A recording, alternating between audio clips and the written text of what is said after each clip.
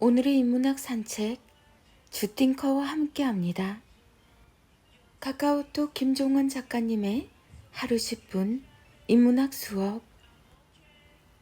네가 잘 될 수밖에 없는 7가지 이유. 1. 너는 내 생각보다 잘하고 있어. 2. 생각보다 열심히 하는 사람 별로 없어. 3. 꾸준히만 하면 상위 10% 안에 들어가. 4. 너처럼 다정한 사람 흔하지 않아.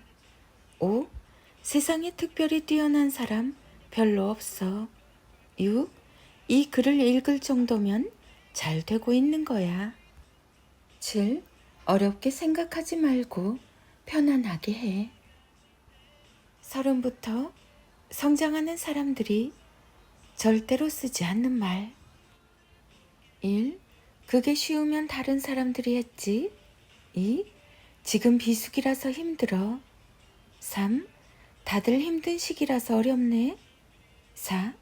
그게 과연 생각처럼 될까? 5. 요즘 누가 그걸 하냐? 6. 그걸로 밥이나 먹고 살겠어? 7. 분수에 맞게 살아야지. 8. 인생은 한 방이야. 9. 나는 운도 치질이도 없지. 30부터 우리는 가능성을 찾아야 한다. 가능하다는 생각은 반드시 방법을 찾는다. 자기 삶의 길을 찾고 싶다면 가능성의 언어를 쓰라. 작은 것 하나를 시작해도 기대되는 사람의 태도. 어떤 분야나 마찬가지다. 세상에 도움이 되는 것을 창조하는 사람과 그걸 해내지 못하는 사람에게는 사실 큰 차이가 없다. 그래서 더 안타깝다. 단지 자신이 아는 것을 세상에 공급하는 통로가 다를 뿐이다. 창조를 세상을 이롭게 하며 세상에 필요한 것을 알려주는 사람들에게는 주도성과 책임감이라는 특별한 통로가 있다. 두 키워드를 더하면 이렇게 정리할 수 있다. 분명한 자기 생각이 있다. 이 한 줄을 다시 5가지 항목으로 나누면 이렇다. 1. 작은 것 하나라도 스스로 선택하라. 2. 의견을 묻기 전에 먼저 생각을 정리하라. 3. 대신 선택해 주기를 바라지 마라. 4. 나를 위한 게 모두를 위한 것임을 기억하자. 5. 배려라는 포장지에 아니한 태도를 감추지 말자. 모든 분야가 마찬가지다. 우리는 자신이 아는 것만 세상에 내보낼 수 있다. 그러나 통로는 서로 다르다. 자꾸 자신의 의견은 지우거나 숨긴 채 타인의 의견만 묻고 그들이 대신 선택해 주기를 바라지 말라. 작은 것 하나를 시작해도 스스로 책임감을 갖고 끝까지 해내자. 내가 시작해야 내가 끝낼 수도 있다. 무조건 남에게 맞추는 건 배려가 아닌 무책임과 무지성의 결과이다. 모든 것을 책임지겠다는 의지를 품고 이번에는 강렬하게 시작해보라. 삶을 다시 시작하려는 당신을 위한 10가지 조언. 1.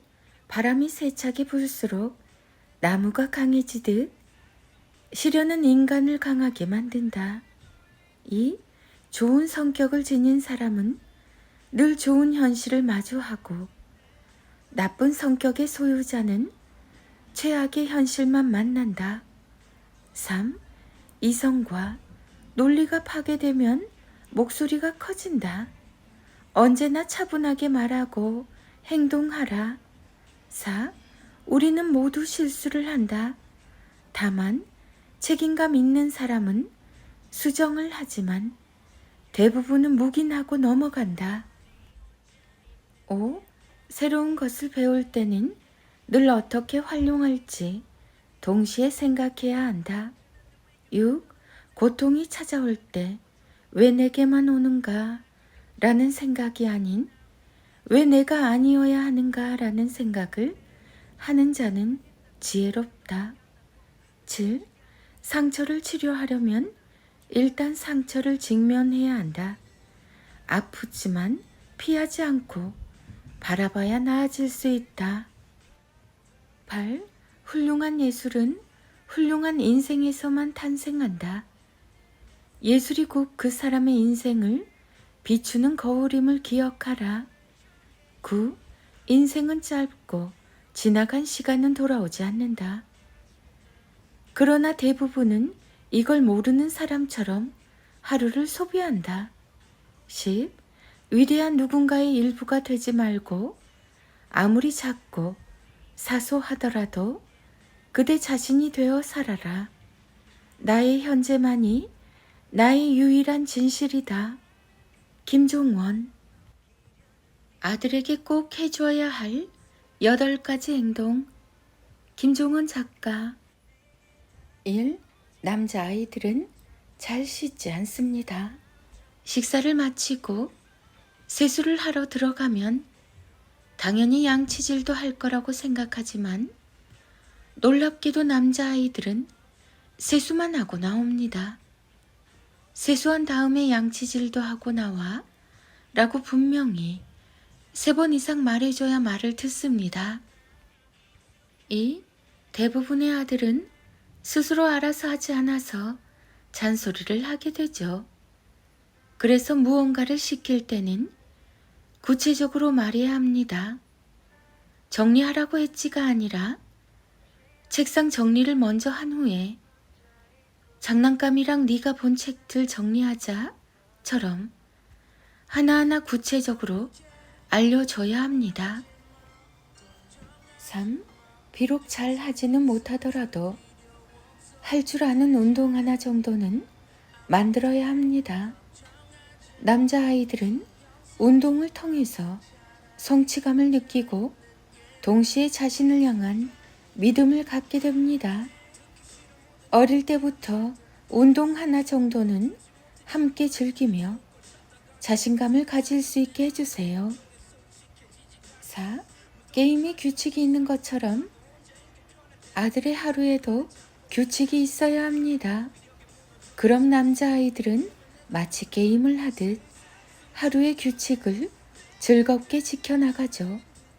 크게는 오전과 오후 혹은 시간대별 해야 할 일을 함께 정한 이후 습관이 될 수 있게 해주는 게 좋습니다. 5. 악기 하나 정도는 다룰 수 있게 해주는 게 좋습니다. 남자아이들은 자신의 감정을 쉽게 제어하지 못합니다. 감정적이라서 쉽게 분노하고 화를 내죠. 하지만 악기를 연주할 수 있게 되면 자연스럽게 자기 감정을 제어하며 음악으로 표현할 수 있게 되어 내면이 탄탄한 아이로 성장할 수 있습니다. 6. 아들에게는 특히 과정을 격려하고 칭찬하는 말이 필요합니다. 과정에서 자신감을 가질 수 있어야 도전을 반복할 용기를 낼 수 있기 때문입니다. 순위나 숫자 등 결과를 언급하는 말은 최대한 자제하고 너 달리는 모습이 참 멋지더라 처럼 아이의 과정을 격려하고 칭찬하는 말을 들려주세요. 7. 남자아이들은 주로 산만하고 에너지가 넘칩니다. 부모가 크게 소리를 지르며 화를 내면 남자아이들은 오히려 더 크게 소리를 지르며 분노하죠. 아주 위험한 상황이 아니라면 조용히 지켜보며 기다리는 게 좋습니다. 크게 소리치며 감정적으로 분노하는 것보다는 조용히 그러나 단호하게 대처하는 게 좋습니다. 8. 필사를 통해서 다정하고 예쁜 말을 알려줘야 합니다. 다정하고 예쁜 말은 단순히 예쁜 단어의 나열이 아닙니다. 논리적인 두뇌의 소유자만이 해낼 수 있는 높은 지능의 결과이죠. 게다가 남자아이들은 국어에 특히 약합니다. 이때 필사를 통해서 어휘력과 문해력까지 동시에 높일 수 있죠. 제 프로필에 있는 링크를 클릭하시면 부모를 위한 세계 철학 전집 필사당과 아이를 위한 아이와 하루 5분 필사 밴드가 있으니 지금 시작해 보세요. 맞아요. 부모는 늙고 아이는 성장합니다. 아이는 부모의 젊은 시간을 먹고 자란다고 볼 수 있습니다. 그래서 부모의 지나간 시간은 사라지지 않습니다. 그대로 아이에게로 가서 아이를 구성하는 모든 것이 되었으니까요.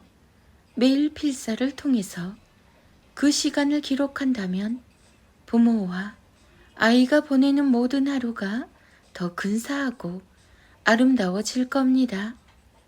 서로의 마음과 사랑을 매일 남겨보세요. 김종원 작가.